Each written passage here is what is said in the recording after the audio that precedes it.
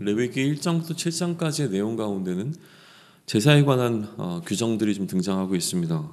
특별히 1장부터 6장 초반부까지는 백성들에게 어떤 일반적인 제사의 지침들, 다시 얘기하면 이제 5대 제사에 관한 규정들을 알려주시고, 이후에 이제 6장 8절로부터 7장 38절까지는 그 내용을 다시 이 제사를 집례해야 하는 제사장의 입장에서 제사장들이 어떻게 이 제사들을 집례할 것인가에 관한 이야기로 한 번 더 설명해 주시는 내용을 통해서 1장부터 7장까지는 이 5가지 제사에 관한 내용들이 등장을 하게 되는데, 이제 오늘 우리가 앞서 4가지의 제사를 다 살펴보았고요. 그러니까 번제, 또 소제, 화목제, 속죄제, 그리고 오늘 이제 마지막으로 속건제에 관해서 살펴보려고 합니다.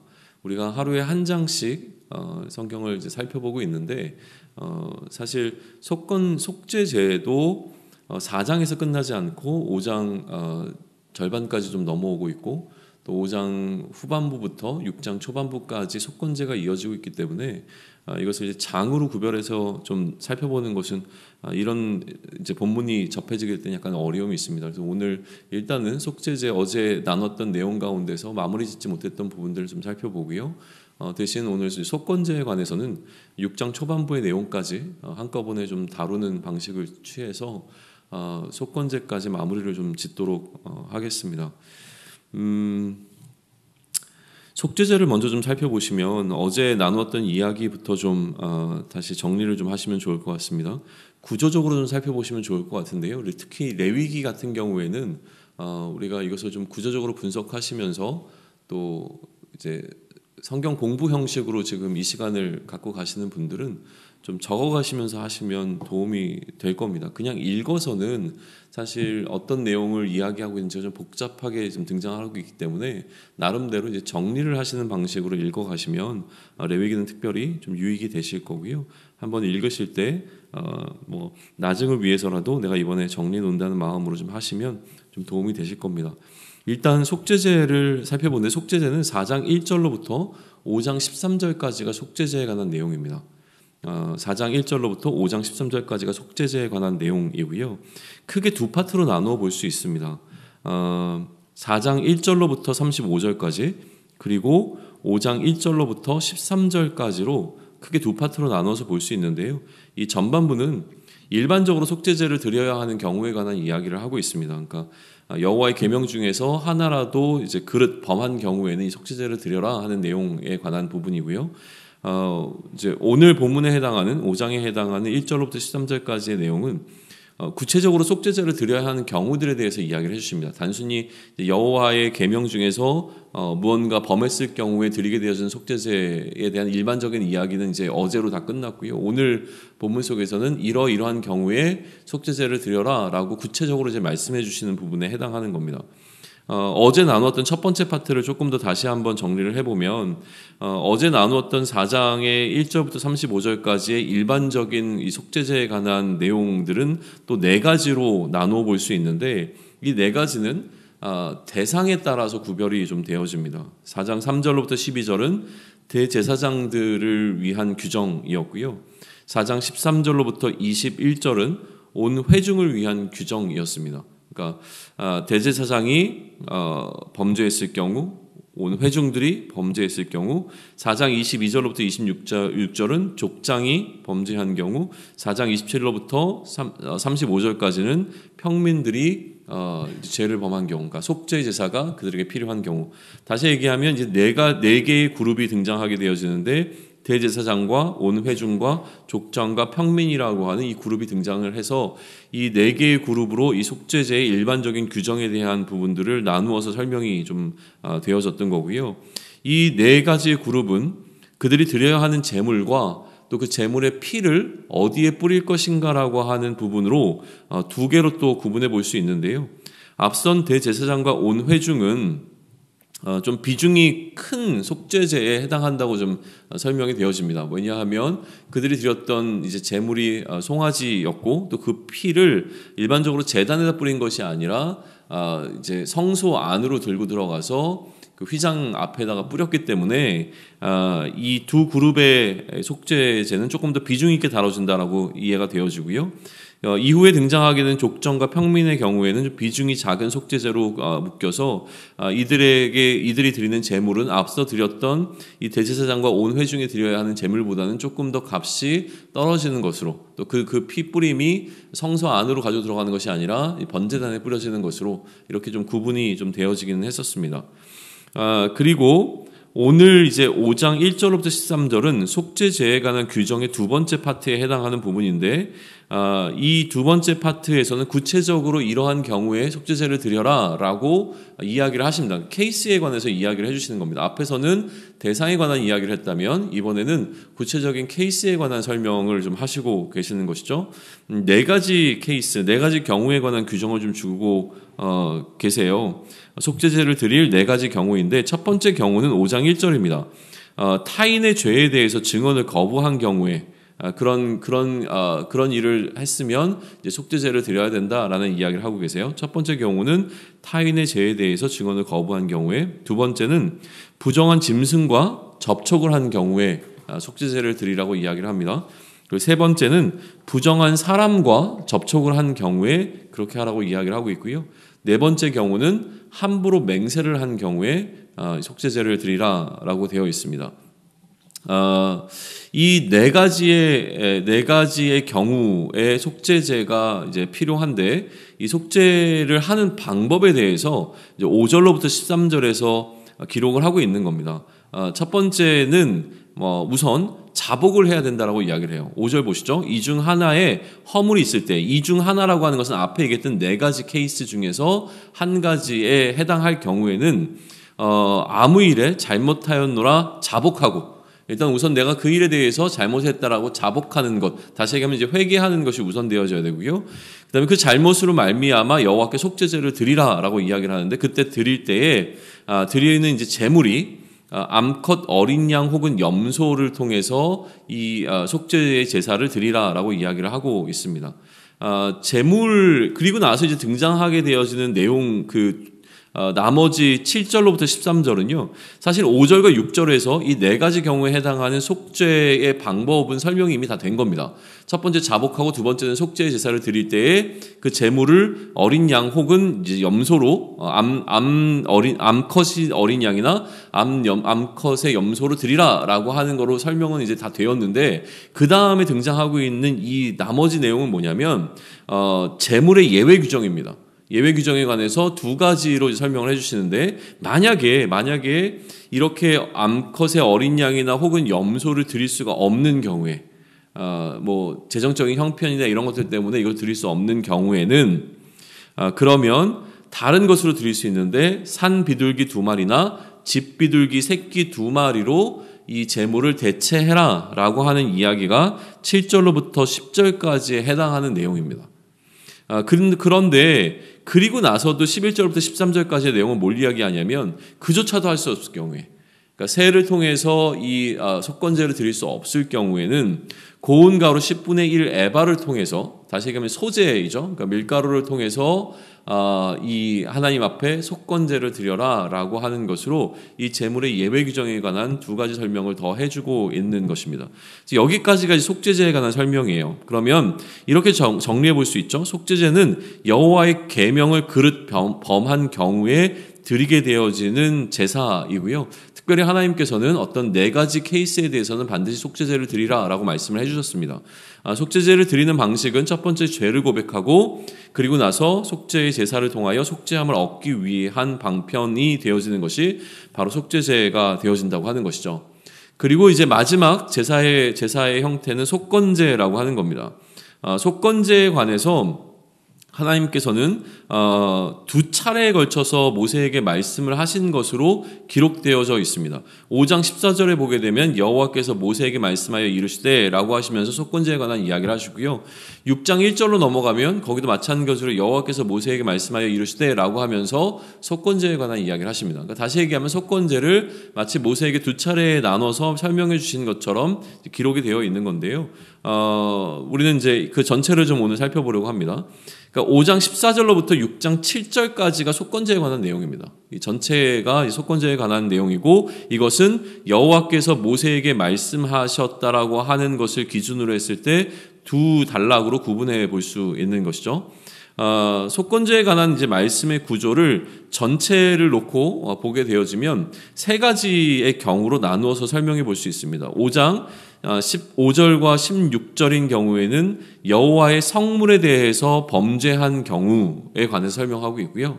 또 5장 17절로부터 19절은 여호와의 계명에 대해서 범죄한 경우에 대해서 말씀하고 계십니다. 그리고 6장 2절로부터 7절까지는 이웃에 대한 범죄에 대해서 이야기를 하고 계세요. 그러니까 세 가지의 범죄의 형태가 등장하는데 속건제에 해당하는 이 범죄에 있어서 여호와의 성물에 대해서 범죄한 경우 첫 번째, 두 번째는 여호와의 계명에 대해서 범죄한 경우, 마지막 6장에 등장하는 세 번째는 이웃에 대하여 범죄한 경우에 대해서 지금 이야기하고 있습니다. 첫 번째부터 살펴보시죠. 여호와의 성물에 대해서 범죄한 경우에 무슨 얘기를 하시냐면 먼저 배상하라고 이야기하십니다. 배상을 할 때에는 모세가 지정한 가치를 따라서 배상을 해야 되는데 성소의 세겔로 몇 세겔 은에 상당하는 흠 없는 순양을 제물로 드릴 것에 대해서 이야기하는데 이 성소의 세겔로 몇 세겔의 은이라고 하는 것을 이제 모세가 결정하게 되는 것이죠. 그렇게 결정된 금액만큼에 따라서 배상을 일단 하는 방식의 제사가 드려지게 되는 겁니다. 그 금액에 상당하는 방식을 하나님께 드리는 게 되는 것이죠. 거기서 멈추지 않고 그것의 5분의 1을 더하여 제사장에게 줄 것을 이야기를 해요. 그러니까 아마도 이렇게 해석이 좀 가능할 것 같습니다. 어떤 사람이 성물에 피해를 입혔습니다. 그럼 그 성물에 피해를 입힌 것에 관한 금액을 계산해서 그 금액에 해당하는 만큼의 그 제물을 하나님 앞에 드리는 것과 아울러서 그 금액의 5분의 1을 더 내서 이것을 제사장에게 줄 것에 관한 이야기를 좀 하고 있는 부분입니다. 그래서 이 제사장이 속건제로 속죄를 해서 사함을 받게 만든다라고 하는 것인데요. 15절과 16절만 제가 다시 한번 읽어드리겠습니다. 누구든지 여호와의 성물에 대하여 부지 중에 범죄하였으면 여호와께 속건제를 드리되 내가 지정한 가치를 따라 성소의 세겔로 몇 세겔 은에 상당한 흠없는 순양을 양떼 중에서 끌어다가 속건제로 드려서 성물에 대한 잘못을 보상하되, 보상의 개념이 나오죠. 성물에 대한 잘못을 그렇게 보상하되 그것에 5분의 1을 더하여 제사장에게 줄 것이요 제사장은 그 속건제의 순양으로 그를 위하여 속죄한즉 그가 사함을 받으리라. 이게 이제 속건제의 방식이라고 하는 거예요. 자, 두 번째는 여호와의 계명에 대해서 범죄했을 때인데 마찬가지로 배상하라고 이야기하고 속건제로 속죄하라라고 하는 이야기를 하고 계십니다. 그리고 이제 마지막이 6장 2절로부터 7절까지인데 이웃에 대한 범죄예요. 그러니까 이웃의 물건을 훔치게 되는 경우에 대한 이야기를 하게 되는 건데 마찬가지로 배상을 하게 됩니다. 물건의 값에 따라 그리고 5분의 1을 더해서 배상하라라고 하는 기록이 등장하고 있고 마지막 속건제로 속죄하라라고 하는 내용까지도 포함되어 있습니다. 자, 오늘은 특별히 이제 속건제에 관한 부분을 통해서 우리가 메시지를 좀 나누고자 하는데요. 방금 우리는 속건제에 있어서 세 가지 케이스를 살펴봤습니다. 첫 번째는 하나님의 성물에 대하여, 두 번째는 하나님의 계명에 대하여, 세 번째는 여호와께 신실하지 못한다고 이제 설명은 되어지지만 실제로 그 내용상으로는 이웃의 물건에 관한 이야기를 하고 있습니다. 다시요, 세 가지 케이스입니다. 하나님의 성물, 하나님의 계명, 그리고 이웃의 물건에 대하여 피해를 입히게 된 경우에 그것을 배상하고 보상하는 방식으로 드려지는 것이 속건제가 되어진다라고 하는 것이죠. 하나님의 성물과 이웃의 물건은 그러니까 속건 제물의 양은 지정된 가치에 따라서 또 각각의 경우에는 5분의 1을 배상하는 방식이 더 추가되어지는 경우도 있는 방식을 통해서 지금 드려지게 되는 것이죠. 그런데 그 중간에 하나님의 계명에 대한 범죄가 들어가 있거든요. 그러니까 하나님의 성물이 첫 번째, 그 다음에 이웃의 물건이 세 번째인데 이 두 가지는 그 피해를 입힌 금액만큼에 따라서 보상을 하고 거기에 각각 5분의 1을 더하여 배상하라라고 하는 내용이 등장하고 있는데 그 중간에 들어있는 하나님의 계명에 대한 규정은 조금 다릅니다. 근데 이 하나님의 계명을 범죄한 부분에 있어서는 속죄제에서 이미 같은 케이스를 다루고 있거든요. 그러니까 속죄제가 기본적으로 하나님의 계명을 어겼을 때 드리게 되는 제사인데 여기 속건제에서 다시 한번 이 중간에 이 하나님의 계명을 어긴 경우에 대해서 지금 이야기를 하고 있다라고 하는 거예요. 자, 근데 이것을 어떻게 이제 해석할 것인가의 문제가 좀 남아 있는데, 그 앞뒤에 무슨 내용을 하고 있냐면, 하나님의 것인 성물에 관한 기록이, 그리고 세 번째에는 이웃의 것에 관한 기록이 등장하고 있으니까, 결국 지금 이 세 가지 케이스는 내 것이 아닌 것에 관한 이슈를 이야기하고 있는 것이 분명해 보인다고 하는 거예요. 그 중간에 하나님의 계명을 어긴 것이 무엇인가라고 하는 것을 구체적으로 설명하고 있지 않지만 그것 역시도 아마도 내 것이 아닌 것에 관해서 내 것처럼 다른 것에 관한 이슈를 이 세 가지로 압축해서 설명하고 있는 것으로 저는 해석을 해보고 싶다라고 하는 거예요. 다시 얘기하면 이것은 결국 이 세 가지는 어떤 문제를 다루고 있냐면 탐심의 문제를 다루고 있는 것이 아닌가라는 생각을 하게 되어집니다. 탐심이요. 우리 안에 들어있는 이 욕심, 욕망, 더 취하고자 하는 이 마음에 대한 문제를 그것을 통해서 일어나게 된 이 어떤 우리의 욕심을 더 부리게 되어서 일어나게 된 문제에 대해서 이것을 속죄하는 것이 속건제가 되어진다라고 하는 것이죠. 속죄제는 하나님의 계명을 범한 것이었다라고 한다면 속건제는 우리 안에 있는 탐심의 문제를 해결하기 위한 제사라고 좀 저는 이해해 보면 좋겠다라고 이제 제안을 좀 드리는 겁니다. 그러면 탐심의 문제를 해결하는 방법, 우리 안에 존재하고 있는 이 욕심을 해결할 수 있는 방법이 바로 속건제를 드리는 것이라는 거예요. 근데 단순히 우리가 무언가 탐심 때문에 저지른 범죄에 대해서 그것만큼의 금액을 보상하는 것으로 끝내지 않습니다. 그런 차원에서 하나님께서는 어떻게 법을 제정하셨냐면 단순히 내가 10이라고 하는 피해를 입혔으면 그 10에 대한 것을 배상하는 것을 끝내는 것이 아니라 거기에 5분의 1이라고 하는 것을 더 내어주는 방식을 통하여서 오히려 이 일을 통해서 내가 무언가를 더 취한 것이 아니라 또 그것이 소위 얘기하면 이제 우리가 똔똔이라고 얘기하는 쌤쌤이 되어지는 방식으로 끝내는 것이 아니라 오히려 내 것을 더 내어주는 방식으로 해결하게끔 하셨다라고 하는 것을 우리는 보게 된다라고 하는 거예요. 오히려 이 속건제는 무엇이냐면 내가 더 이득을 취하려고 했다가 손해를 보는 방식으로 마치게 되는 것이 속건제라고 하는 거예요. 나는 이것을 통해서 뭔가 더 이득을 얻으려고 했고 이득을 얻지 못해도 그래도 소위 얘기하면 손해는 보지 않았어 라고 하는 것을 마치지 않도록 하기 위해서 하나님께서는 그것의 5분의 1에 해당하는 것을 더 내라고 이야기를 하시죠. 그럼 결국 이 일을 통해서 나에게 돌아온 것은 무엇이냐면 내 손해라고 하는 거예요. 결국 내가 손해를 본다라고 하는 것은 나의 탐심을 내려놓는 훈련의 과정이 되는 것이죠. 내가 더 손해보겠다라고 하는 것에 대한 것을 경험하게 하시고 그것을 통해서 내가 탐심을 내려놓는 것을 훈련하게끔 하게 만드는 것이 이 속건제에 담겨있는 하나님의 뜻이라는 생각을 하게 되어집니다. 그러니 이것은 우리 공동체가 또 제가 개인적으로 계속 해왔던 하나의 프레이즈가 있는데 그것은 무엇이냐면 취함이 아닌 내어줌의 삶을 살아야 된다는 거였어요. 그러니까 우리 그리스도인들은 기본적으로 취함을 목적으로 살아가는 것이 아니라 내어줌의 방식으로 살아가야 된다고 성경은 우리에게 가르치고 있다고 계속 이야기해 왔는데 그 기본이 되어지는 성경 구절이 있습니다. 그 취함이 아닌 내어줌의 삶을 살아야 하는 그 이유에 관해서 가장 근원이 되어지는 성경 말씀이 있는데 그게 무엇이냐면 이사야 53장에 기록되어 있는 말씀이에요. 이사야 53장에서는 예수님께서 그러한 방식으로 사셨음에 관한 이야기를 하고 이것을 나중에 베드로가 인용해서 설명하고 있는 부분이 있거든요. 뭐라고 기록되어 있냐면 그가 찔림은 우리의 허물 때문이요 그가 상함은 우리의 죄악 때문이라 그가 징계를 받음으로 우리는 평화를 누리고 그가 채찍에 맞음으로 우리는 나음을 받았도다 라고 하는 기록이 있어요. 예수님께서 그의 자신을 내어주심을 통하여서 오히려 우리에게 생명이 흘러 들어왔다는 것이죠. 그렇기 때문에 그리스도인은 기본적으로 취하려고 하는 것이 아니라 내어주려고 할 때 우리의 내어줌을 통하여서 생명이 누군가에게 흘러 들어가게 된다라고 하는 거죠. 예수님께서 그의 자신을 우리에게 내어주지 아니하셨으면 그러면 우리에게 생명이 흘러들어오지 않았을 것이라고 하는 것이 이 취함이 아닌 내어줌의 원리대로 살아야 하는 근본적인 이유가 되어집니다. 근데 놀랍게도 이게 이사야 53장 5절에 관한 기록인데요. 그런데 5절부터 시작되어 있는 내용을 계속 읽어가다 보면 이 예수님께서 하신 이 행위를 이사야는 뭐라고 얘기하냐면 이것이 바로 속건제라고 이야기를 합니다. 제가 읽어드리겠습니다. 5절 방금 읽었고요. 6절부터 10절까지 이사야 53장을 읽어드립니다.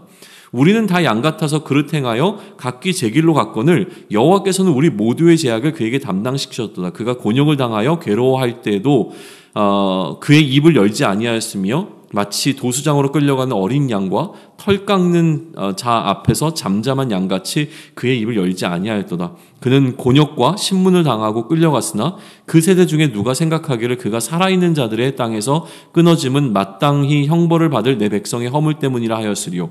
그는 강포를 행하지 아니하였고 그의 입에 거짓이 없었으나 그의 무덤이 악인들과 함께 있었으며 그가 죽은 후에 부자와 함께 있었도다. 여호와께서 그에게 상함을 받게 하시기를 원하사 질고를 당하게 하셨은즉 그의 영혼을 속건 제물로 드리기에 이르면 그가 씨를 보게 되며 그의 날은 길 것이요 또 그의 손으로 여호와께서 기뻐하시는 뜻을 성취하리로다.